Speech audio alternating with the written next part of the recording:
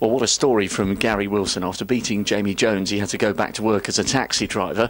Gary, now your next opponent will be Barry Hawkins after that win today. Any shifts between now and the third round, or are you going to concentrate on the snooker this time? Possibly, but I don't know. I mean, to be honest, I'm still down on my rent for Monday, so I might have to put another shift in before then. But is it Tuesday I play? Tuesday the next game? Right, aye. So I'll probably not be working after Saturday, Sunday now. I mean, just try and get a couple of days practice and, prepare for it that way.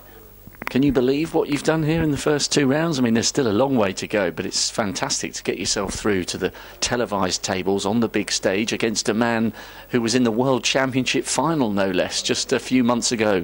Yeah, I can believe it, because obviously all the lads who play know how good they are and how much we've all got a chance if we just play our game and play well, So yeah, I'm happy to win, and I can't wait for Tuesday now, to be honest. It's probably going to be one of the biggest games I've ever played in, yeah. What's been the key to turning around your form and making this breakthrough here in York? I don't think it's been anything massive. It's just been an accumulation of probably lots of little things, and I just generally feel good about my game, and I haven't really felt like that a lot in my whole career, to be honest. I've played well in patches, bad in patches, but in the back of my mind I've always been sort of a bit down on how I'm playing, and I think I just generally feel happy. I just generally feel happy with what I'm doing and how I'm playing, and it's standing us in good stead.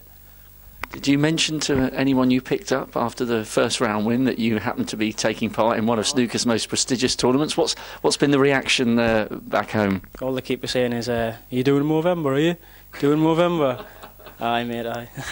That's it. There's nothing about the snooker. When I'm out taxiing and back home, I mean, I've also got a few lads who I used to play like pool with and who go to my local pub and that, and they're all cheering us on. They're always on Facebook saying well done and keep it going and that. But no, if I'm taxiing, no one knows who I am, no one knows what's going on. They just ask us about me tash all the time.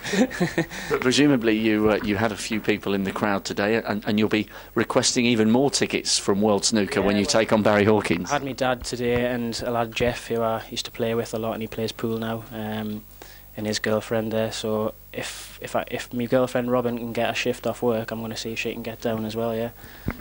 What does it mean to you to be able to contest matches like this? Because of course it has created a lot of talking points, the fact that this tournament has gone back to the flat start, if you like, of 1-2-8. Without that, perhaps you wouldn't be in this position of taking on Barry Hawkins in round 3. Perhaps, yeah, definitely. It does help us lads coming through, but at the same time I've heard quite a few of the top lads trying to say that this is sort of a bad format, and they don't agree with it because a lot of the newcomers sort of playing round 1 against the big boys so to speak, then they're saying basically that they've got no chance and it's just a learning curve and they're coming with no money. But already it's proven this week straight away that there's lads.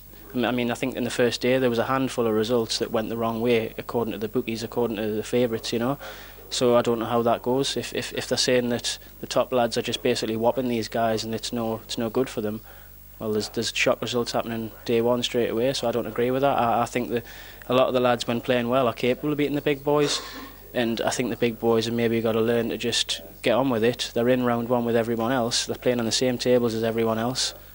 Crack on. That's it.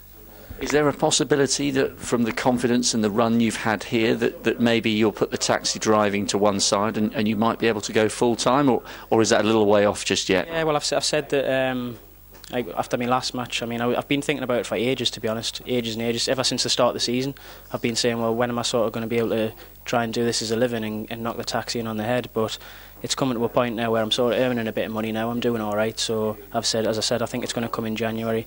There's not many tournaments in January for me to compete in, so I might as well work that month and then sort of pack it in then, because I've got Christmas coming up as well. I still want to buy some presents for my girlfriend and that. So money talks, doesn't it? Well, it's a great story, so well done on your 2 wins so far, and the very best of luck against Barry. And don't be out too late taxiing. You've got to get an early night before you take on the Hawk. Aye, thanks very much, mate. Cheers. Cheers. Thank you.